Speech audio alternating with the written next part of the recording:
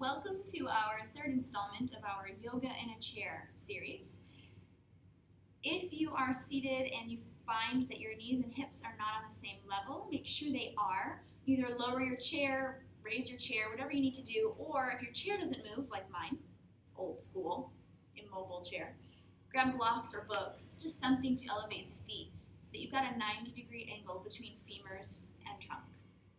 So today is all about opening the fronts of your legs.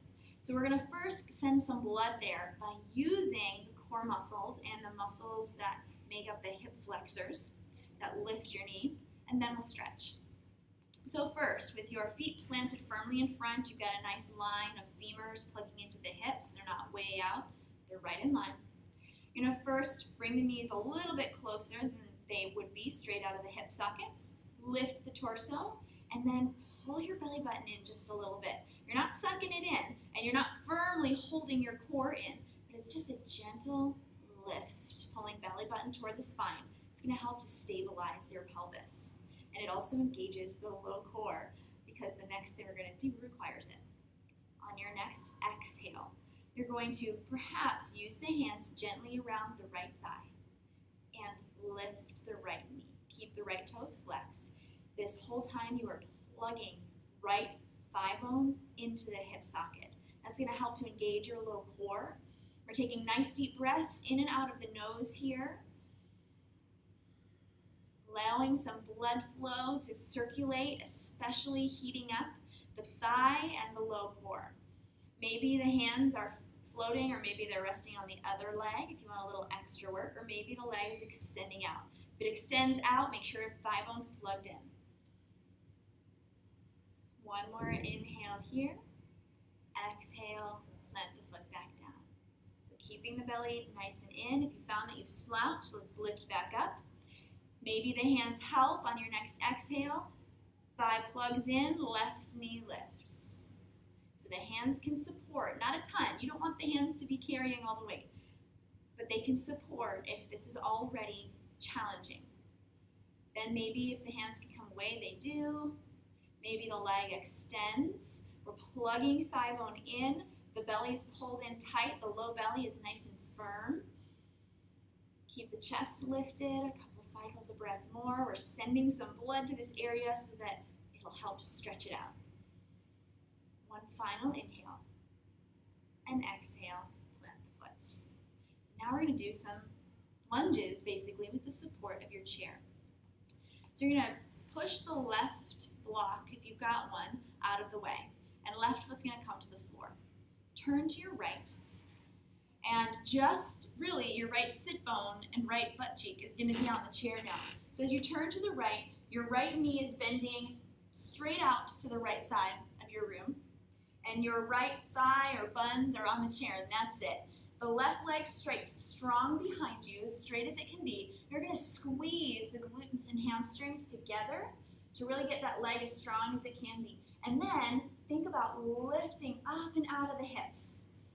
So really feeling a nice stretch along the front of your left thigh and the left hip. That's getting into those hip flexors that shorten all day long. Keep thinking about pressing the hips down and then lifting the torso up. Maybe squeezing the shoulder blades a little bit. If you really want to get into the psoas, we've got some extension. The next thing to think about is a little bit of a twist. So maybe you start twisting to the right toward your chair. Maybe your left arm reaches up as you're twisting and extending back. If you're getting into the psoas, you might even feel it into the belly. Psoas wraps around through the abdomen and connects to the spine. And exhale, come back down, hands to thigh. Bring the hips back, sitting onto your chair so you don't fall off. And let's switch sides.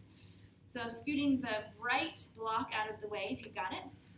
Left block comes back into play. We're going to turn the body to the left this time. So left buns might rest on the chair. Left knee and toes face the left side of the room. Strike the right leg back strong. Maybe using the chair to make sure that you're all right. You can always hold on to the chair if that feels more secure. Now squeeze right glutes and hamstrings. Squeeze the leg, By squeezing the back muscles, the front muscles have more opportunity to relax. So pressing into the feet, lifting the torso up, feeling this nice stretch. If you're trying to squeeze the muscles here, they're not going to release as well, or stretch as well, I should say. So squeeze the back of the body, releasing here in the front. Maybe you extend the heart upward. Maybe you really want to get into that psoas, and so with extension upward, you start to twist very gently toward the front thigh, toward the chair.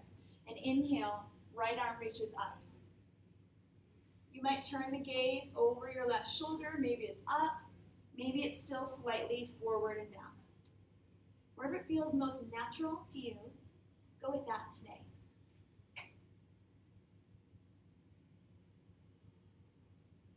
On your next exhale, bring the hands back to the thigh, or maybe the chair, and turn back. So those movements are a really good way to stretch and release the fronts of your hips as they shorten day in and day out as you sit at a desk. So enjoy them, do them as much as possible throughout your day, and your body will say, muchas gracias, in the years to come. Until next time, namaste.